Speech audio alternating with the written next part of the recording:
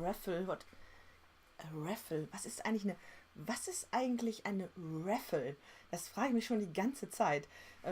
Ich habe das mal nachgeschlagen, Service, und ich muss es euch unbedingt erzählen. Also es ist jetzt nichts wirklich großartig Fremdes, es ist einfach eine Tombola. Es ist eine Verlosung, aber es ist nicht irgendeine Verlosung, sondern es ist die Jubiläumsverlosung für Neuland. Das ist eine Raffle. Ja, nein, jetzt ist das Video nicht vorbei.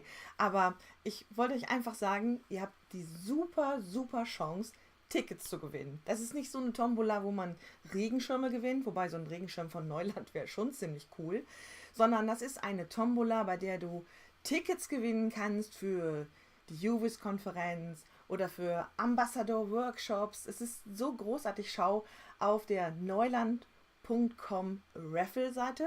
Du siehst hier den Link und ich poste den auch gleich nochmal unter das Video. Im letzten Blogbeitrag haben wir unsere 3 Ambassadors vorgestellt. Und bei einer Tombola ist es ja oft so, da musst du ja auch ein Tombola-Los kaufen. Brauchst du ja nicht? Ist total cool. Du müsstest allerdings eine Sache machen. Du müsstest einen Geburtstagsgruß senden. Das ist schließlich 50 Jahre Neuland. Und du kannst dir überlegen, was du gerne Kreatives schicken möchtest. Vielleicht ein Bild, was du mit deinen Markern erstellt hast. Oder ein Video. Du kannst ein Geburtstagsständchen bringen. Oder du kannst etwas reimen, sowas wie Hallo, 50 Jahre Neuland, yo. Ich glaube, das sollte ich einreichen. Nee, also du kannst es vielleicht besser, sicher. Und dann gibt es natürlich noch die Möglichkeit zu erzählen, was du vielleicht mit den Produkten erlebt hast. Irgendwas, was dir so passiert ist. Manchmal passieren ja die kuriosesten Dinge. All das kannst du dann, wenn du dich für einen der Workshops oder für die UVIS-Tickets entscheidest, hineinschreiben in deinen Gruß. Ja, und dann musst du eigentlich nur noch gewinnen. Also entweder 1 von 2 Tickets für die UVIS oder du gewinnst 1 von 2 Tickets für einen Workshop mit Brandy Agerbeck oder vielleicht mit Calvi Bird oder mit Heather Martinez. Hallo? Hallo? Was ist das denn? Hallo? Sandra? Is that you? Did I accidentally call you? What are you? Oh, jetzt muss ich Englisch sprechen. Sorry, Leute. Ist ja abgefahren hier. This is Heather. What are you doing in my Livestream? I'm on Facebook for this is cool. On my Facebook von Neuland, and I made a promotion for the raffle, and then there's you. Did you call me or did I call you? No, I haven't called you. What are you doing? I'm just lettering. Do you want to talk about lettering? Cool. I always like to meet with you, Sandra, even if it's by accident. Do you want to talk about lettering? Yes, why not? Oh, so okay, if we're together here, why not talking about lettering? Good idea. So, Heather, you're one of the 3 ambassadors with a workshop. What's in for me in the workshop? Or what are you doing? So, who are you? Yes. So I'm Heather Leavitt Martinez, and I'm teaching a workshop prior to UVIS for anyone who's interested in leveling up their lettering, and also if they want to learn how to apply lettering practically in their work as a graphic recorder or graphic facilitator. Cool. Wow. Yeah.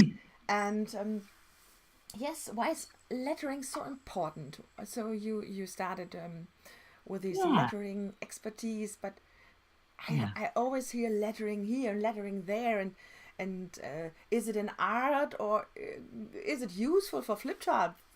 Absolutely. It's an art and it's useful every day. So many people rely on their handwriting when they're writing with their marker. And that's okay if you've got great handwriting, but whether you're capturing for a flip chart or your graphic recording or even sketchnoting, your lettering needs to be legible, even though you're writing fast. So in my class, you'll learn some letter forms, how to use the markers, even when you work fast. Now, I recommend starting very slow and learn the forms first. Make sure that you really have it in your hand. and then you can go out and work fast. Wow. Yep. Wow, yeah. Did you know? Yeah, good. I hope so. I hope you'll do it. But did you know that there are 3 common mistakes that happen when we letter fast, when we write really fast? Oh, mistakes. Oh. Yes. And these are really common. So this happens to everybody.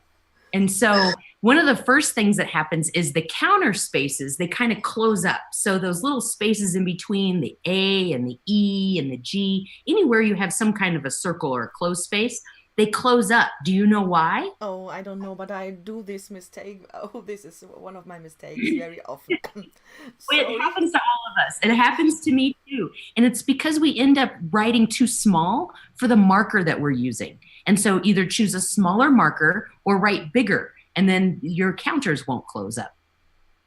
Yes, it sounds easy, but I think it needs a lot of practice, isn't it? Yeah, I think it's important to know that and then apply it. And so, yeah, we can talk a little bit about practice. I have some ideas around practice. But yes, I think you have to definitely know it and then try it and see for yourself. And then another common mistake is the spacing between letters and words become inconsistent. And then pretty soon we don't know which letters go with which words because we're going too fast. We're trying to listen. We're trying to think about what we're going to draw. And handwriting is the thing that we forget about because we kind of take it for granted. And so when I teach a letter form, I teach how wide each one of those letters are so that you understand it, so that when you go fast, you know it helps you with your spacing. Okay, so yes, I'll have a look at it, and it will become much better. And the third mistake would... Yes, a lot of people ask me, how do I draw in a straight line? And sometimes we forget to draw in a straight line because we go so fast. And so it's important to practice using guide sheets. So we have 2 different practice pads that Neuland has. It's a to-go pad, which is spiral bound, which is great to take with you if you're traveling. But if you're in your studio and you're practicing, there's a flip chart size. And the reason why I say to use these guided lines is because if we can visualize, that's like our best superpower as visual practitioners, is that we know how to visualize. If we practice on a straight line, then once we go to graphic record or work on a flip chart, we can visualize those lines there, and that will help us write on a straight line as well. Oh yes, it's great. Yes, it's a bit like first class, the first class as a child, and you have to train yourself to write these letters, and this is the same. And so we have to go back and have to practice. Yes. Yes, but I teach letter forms that aren't for children; they're for us. And so, because it's not good to go back and try to write like a child, otherwise write like a child. So I teach letter forms that help us write really stylized and write cool for our clients. Yep. Wow. Yeah. But these are just the basics. I teach because I want people to feel confident about the work they're doing for their client, whether you're writing on charts or, on the wall or sketch notes. And a lot of people say they want to learn a lot of different lettering styles so they can be different than other graphic recorders and facilitators. So I teach a lot of different lettering styles and a lot of different variations so they can make it their own. Okay. Do you have some examples from your work? I can see behind you. I love it too. But do you have some examples of your work? What something to share? Yeah, absolutely. Let's see. What do we have here? Yes, it's appreciative inquiry. Oh, okay. Yeah, so I'm an appreciative inquiry facilitator. I love working in appreciative inquiry. So this piece is actually a studio piece that I did for a small local nonprofit. And you'll notice using Neuland hand, which is the lettering style that's behind me when we get, anyway, so it's Neuland hand and some of my other natural lettering styles. But you'll notice there's big letters, then medium-sized letters, and then some small letters too.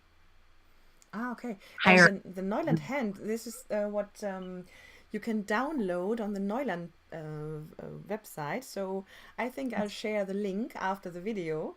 It's a good idea. So if people download these instructions and it's great to practice.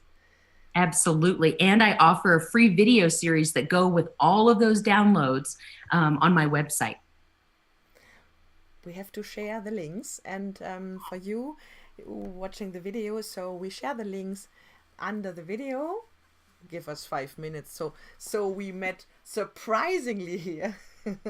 Do you have another example for us? Sure. What do we have here? So we have an example. It's three examples. So food crisis, poverty, waste. Yes, absolutely. So these are details from a graphic recording that I did. And here I want to share with you the importance of hierarchy, meaning there's parts of it that are larger. So there's hierarchy of size, there's hierarchy of color and lettering style. And you'll notice that I even layer some of those on top of each other. And so here, these are nice little compositions using lettering and very minimal drawing, right? Just sometimes a line or an arrow. But we can get what we need, the message that we need across, just by using lettering and the hierarchy of color and size and style. I love it to see the middle picture in the middle. So this is these three colors, and waste. It's a big word. It's with the fat one, I think. Yeah. 30 millimeters, and then the red and the white, and there's no picture. So if people come to my courses, they often want pictures. They like to draw pictures, small pictures. But if I see that, I said, wow, there's no picture needed. So there's the text, and this is great. These words come in, and they are so strong, and I love it. And you can always draw a picture next to it. It doesn't mean sure. But the words there, they tell a story too. Yes. And in general, I don't do graphic recording, but sometimes it happens, and then I take more text than pictures.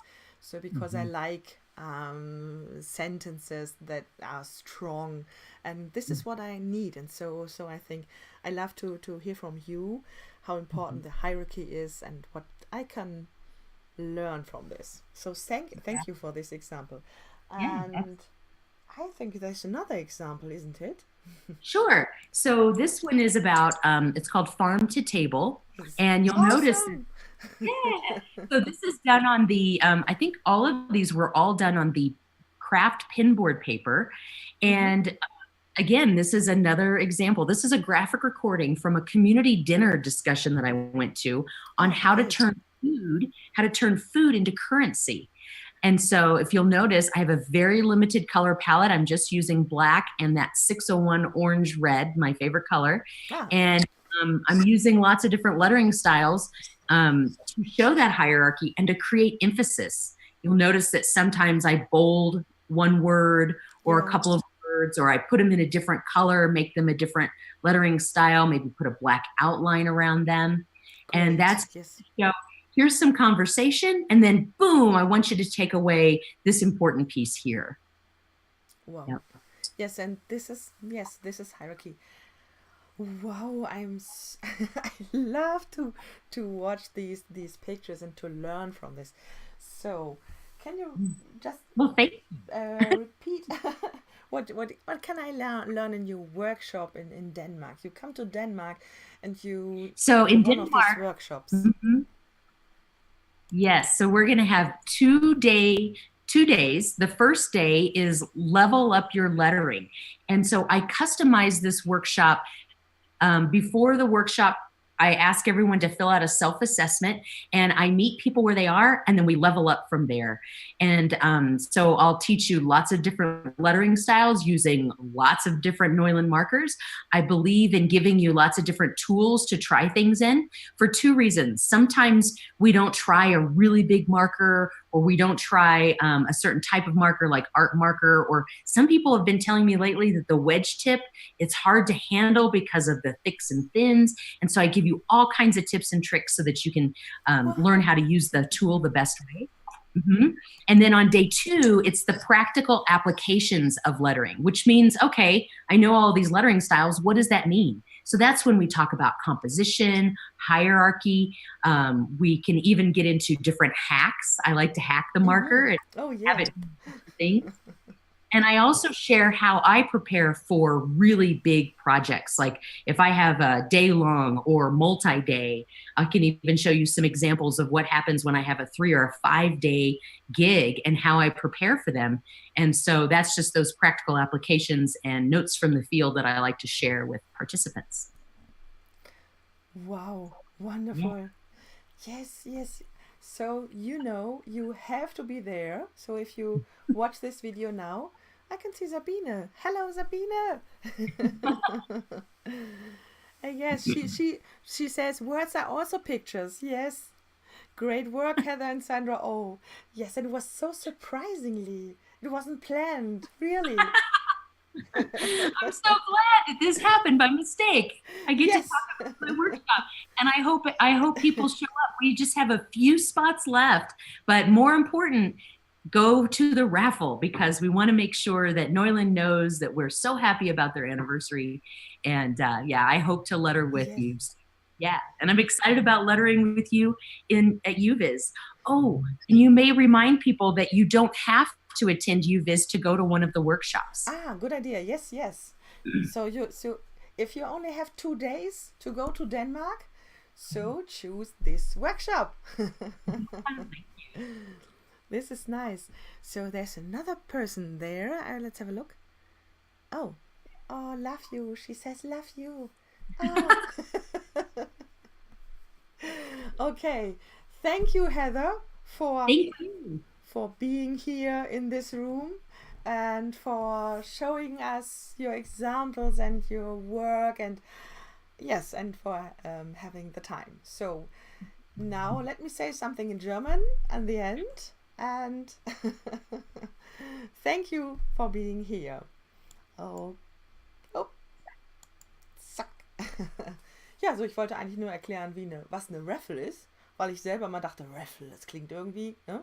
Und so kann es passieren. Da war plötzlich die Heather im Chat. Freut mich natürlich total. Also, wenn du noch keinen Geburtstagsgruß geschickt hast, dann freue ich mich, wenn du einen Geburtstagsgruß schickst und dann vielleicht gewinnst. Also, bis dann und tschüss.